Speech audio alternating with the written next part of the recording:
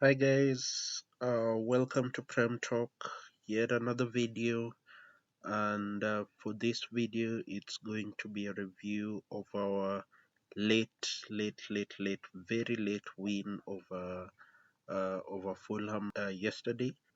So welcome to the video and hope you enjoy.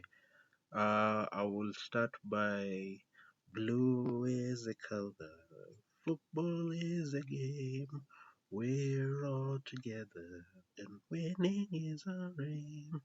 Cheer us on through the sun and rain, because Chelsea is our name.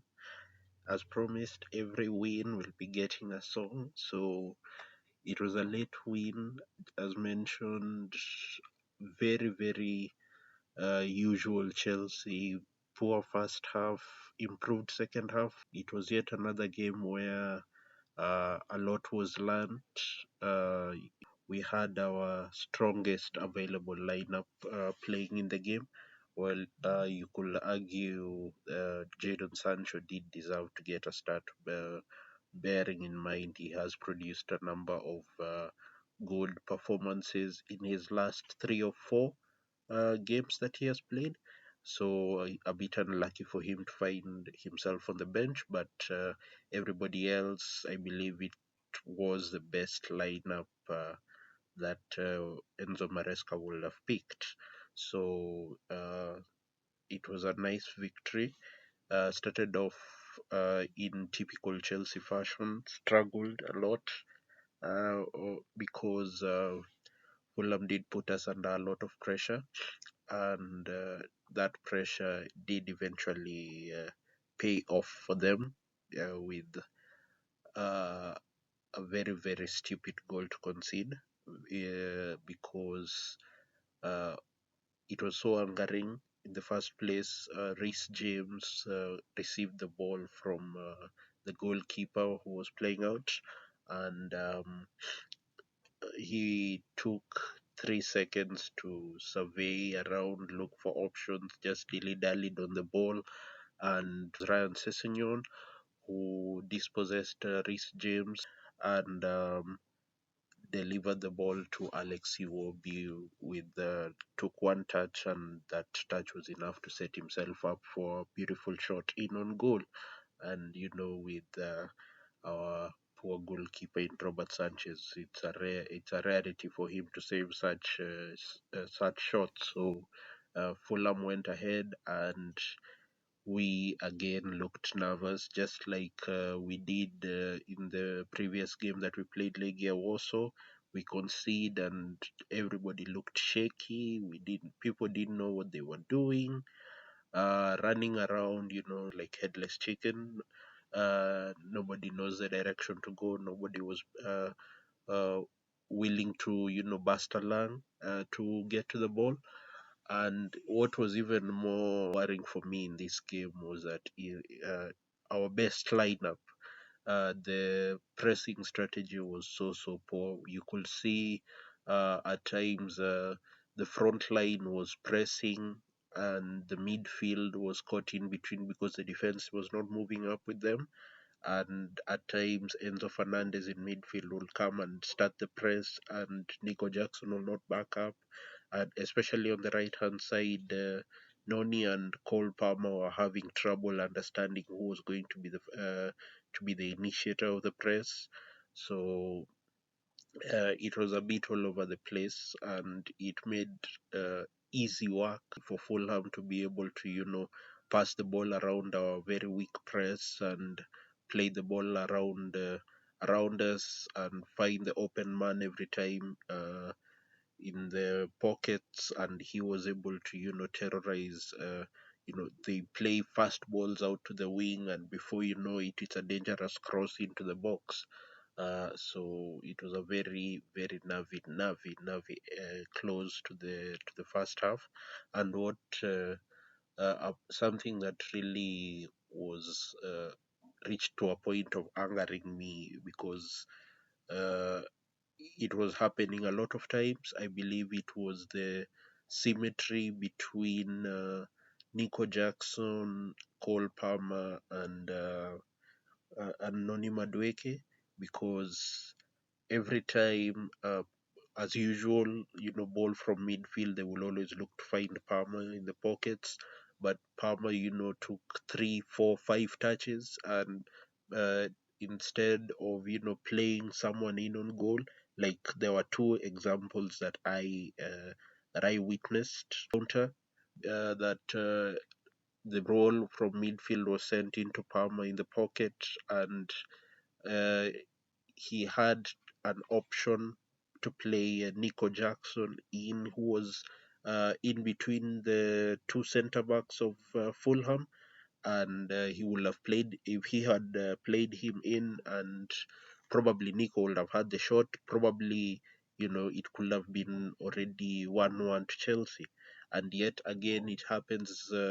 It happened similarly. Palmer receives the ball in the pocket on the right hand side this time, and has Noni out, making a late run out wide to get running one on one with the goalkeeper. Palmer takes three touches and eventually even doesn't end up passing the ball to Noni. He gets dispossessed. So it was a very very disappointing first half, especially from Cole Palmer. I was getting so frustrated with him. Uh, it was. It was a miracle that he didn't come off at halftime, because he was one of the candidates that deserved to come off alongside Rhys James, who did come off at halftime. Uh, was replaced by uh, was replaced by Malo Gusto. So poor first half by Chelsea as an entire team, but specifically Cole Palmer, Noni Madueke, very, very poor halves of football. He really improved a lot in the second half. There was an injection of pace, ball movement was quicker, and what was even encouraging to me was that uh, they played the ball around Palmer, because every opposition team nowadays tends to double up Palmer. So if you can play around him and use him to take away the defenders or the midfielders who are tightly marking him, then you will have an overload somewhere. I always say that whenever a team chooses to press, there is always going to be an open man somewhere, because they can only press with 10 players, because the goalkeeper cannot be involved in the pressing as always. So there's always going to be a free man somewhere. uh, it is your duty as the attacking team to find the open man. So we did well to play around their press, and was always finding the open man. We allowed Palmer to just make runs to take away take away a few opposition players, and this time we're going first time into the wingers, who were very very dangerous, especially Pedro Neto and the Jadon Sancho, who was introduced into the game. So it was a very, very encouraging second half performance, and I believe it did bore the first goal. Uh, After Nico Jackson, who really had a poor game by his standards, was really poor.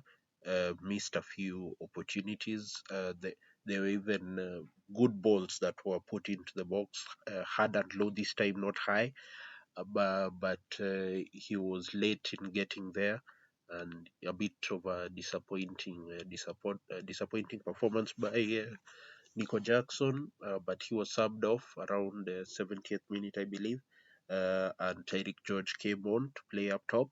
And you could see the impact immediately. The link up was working with the wingers. He did end up scoring the equalizer for us. I believe a beautiful cross came in from the right, and he took one touch, shot, and it went in. Very encouraging to see. That's, I believe, for him, second goal in second goal in three or four. So very, very encouraged by Tyreek George. Very happy for him. because I believe that's his first senior Premier League goal for Chelsea. So it was a very, very good goal, very good performance and cameo from Tyreek George.